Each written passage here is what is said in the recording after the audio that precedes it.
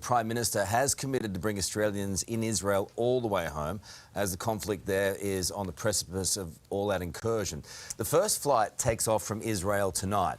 The initial plan was to get them to London, an incredibly difficult logistical operation. Now, Anthony Albanese has revealed live on Today the government and Qantas are working to bring them home via Singapore to Australia. But not every Australian has a path home. We spoke with a Queensland mum earlier this morning.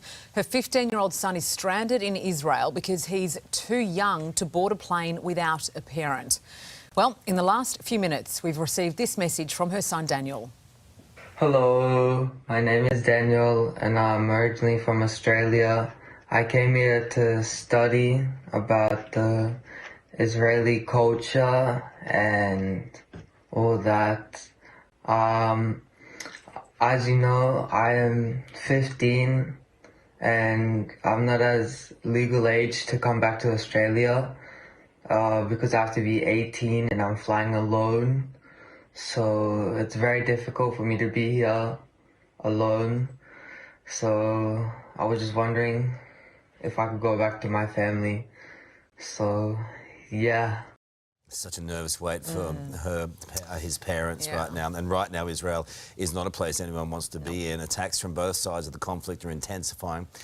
Israeli troops could launch a devastating ground invasion of Gaza at any moment. And with dozens of hostages being held there by Hamas, who can say what new terror and horror that will bring? Well, Nine's Edward Godfrey is in Tel Aviv and leads our coverage. Gaza continues to come under heavy fire and we can hear shelling in the distance from where we are in Tel Aviv. We have spent the day near the Gaza border where tanks were firing relentlessly into Gaza. We also witnessed some of the enormous build-up of the Israeli military around the border ahead of that anticipated ground assault. Hamas has been firing back. Those rockets have been focused mainly on the towns around the border there where that military is building up. We visited Sderot earlier today once again, where we spoke with a member of Zaka, the ultra-Orthodox search and rescue group who have the task of removing many of the bodies, the people who've been killed in these massacres in these communities around the border. The details are absolutely harrowing.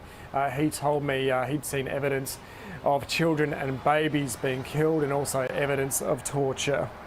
Now, the IDF says it's fired some 6,000 bombs into Gaza as part of this response. And a short time ago, we heard from an Israeli lieutenant colonel. We separated our feelings with our work, with our job right now. We try to put them in the side. It's very hard, but we try to put them in the side. When we will finish our mission, hopefully it's going to be very soon. People should know that what they went through, and I hope this is going to be the last time. Nothing else. We can't handle it anymore. As Gaza spends its second night in darkness, we've been given an update on the number of people killed so far in this conflict. 1,537 killed in Gaza and 1,200 killed in Israel. While this conflict intensifies, there is some relief. For Australians, a first Australian repatriation flight will arrive in Tel Aviv overnight Australian time, giving some stranded Aussies a way to get out. But let's bring in former US Air Force Special Ops Major Glenn Ignacio. Glenn, thank you so much for your time. A busy man. Is there any intelligence suggesting, first of all, let's deal with the military conflict at the moment before we get to the repatriation flights for Australians, that when this ground invasion may happen and how that may hamper things?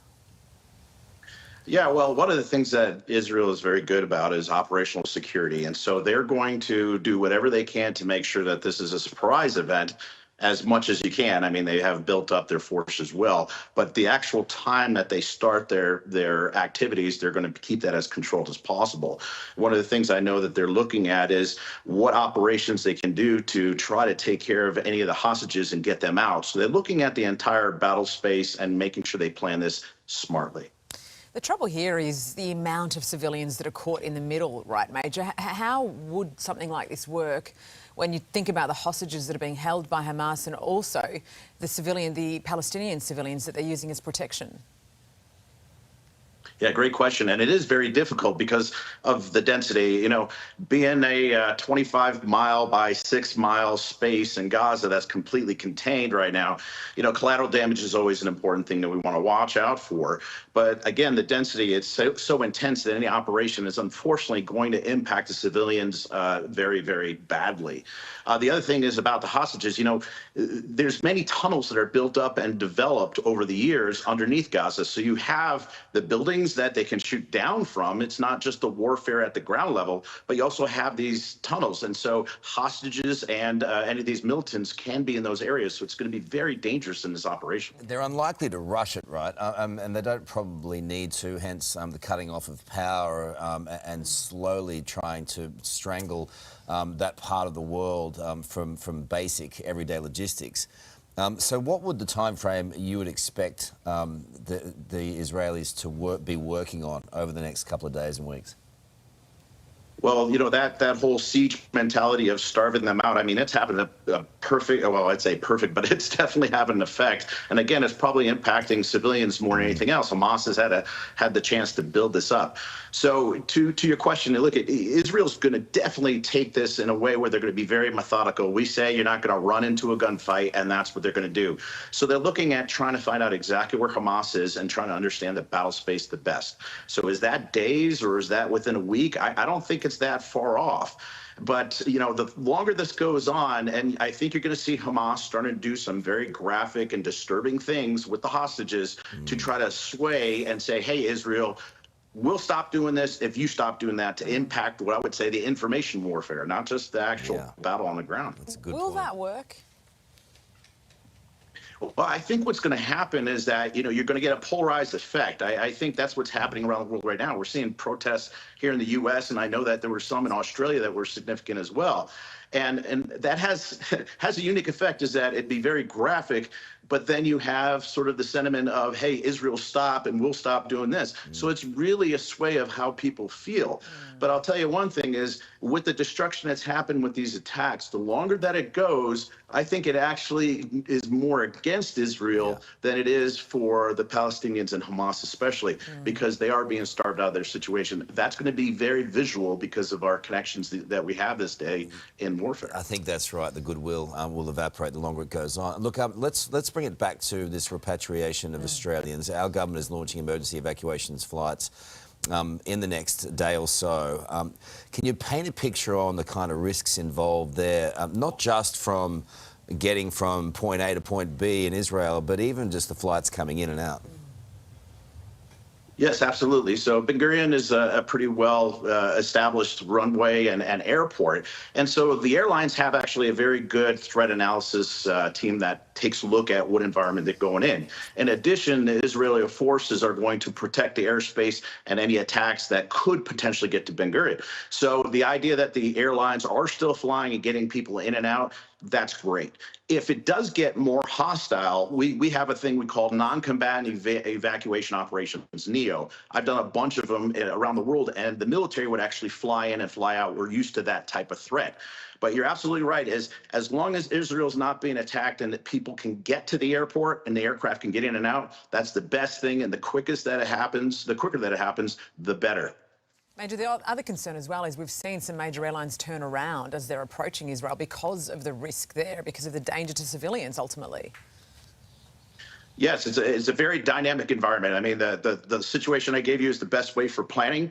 But what's going to happen is if there is an incursion or if there's an attack or any kind of battle within that area, usually within 3 to 5 miles is what we used to look at, is if anything's happening in there, the airlines are going to be as conservative as possible. They don't have all the threat detection and systems to defend themselves like we do in the military. So like I said, having the military aircraft in the airlift getting in and out, that's a safer way, but there's no way to discount the airlines if they're still operating in there. Glenn, really good to talk to you. Thank you so much for all that information. Appreciate it.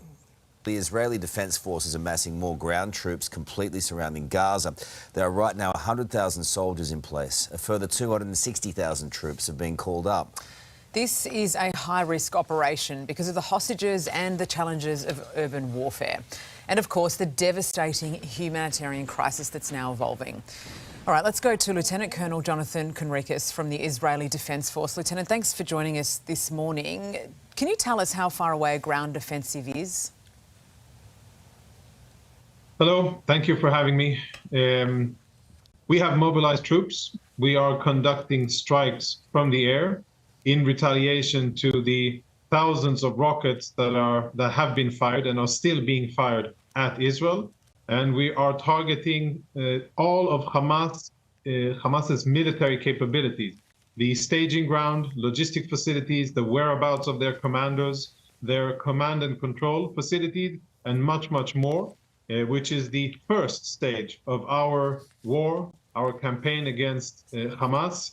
The aim is to totally strip away the military capabilities of Hamas. That is the ultimate aim. And at the end of this war, Hamas will not have any ability to strike, kill, or terrorize Israeli civilians. Lieutenant Colonel, this is a very complex operation that you're undertaking going into Gaza, given you also have hostages in the area. How are you going to go about that? Yes, the issue of the hostages is as unprecedented in our history. Never before have we dealt with such a complex situation, a nightmare scenario of more than 100, I can already say, more than 100 Israelis that are held in Gaza at gunpoint, and we're talking about women, children, men, elderly, disabled people, a Holocaust survivor, and even babies. They are now in Gaza at the hands of Hamas. And what we are doing is planning, collecting intelligence, and seeking to find a way to free these people. Obviously, it would be best for everybody, in probably also Hamas, to release those hostages as quickly as possible. That would save a lot of lives. We're having some connection issues with you, but we'll try and push through, Lieutenant Colonel, because we also do want to understand what you're doing to try and ensure the safety of Palestinian civilians. I mean, the body count is mounting on both sides here, and we know from Palestinian authorities that the constant bombardment from Israeli forces is killing hundreds of civilians there as well. What are you doing to try and ensure their safety? Yes, I apologize for the communications issues. The Wi-Fi is there's a lot of armed conflict. Our aim is a military aim, and we do not seek to inflict any damage on civilians. The sad reality is that Hamas has taken the population of Gaza and uses them as human shields and makes an already challenging situation almost impossible to operate without inflicting any damage on civilians. Can you still hear me? Yeah, I just wanted one more question. Yeah, we're also wondering, obviously, about the safe passage, I suppose, of Palestinian civilians out of the Gaza Strip into Egypt. We're hearing that particular passage has been bombed by Israel too. Can you ensure that they will be able to leave the Gaza Strip if they want to?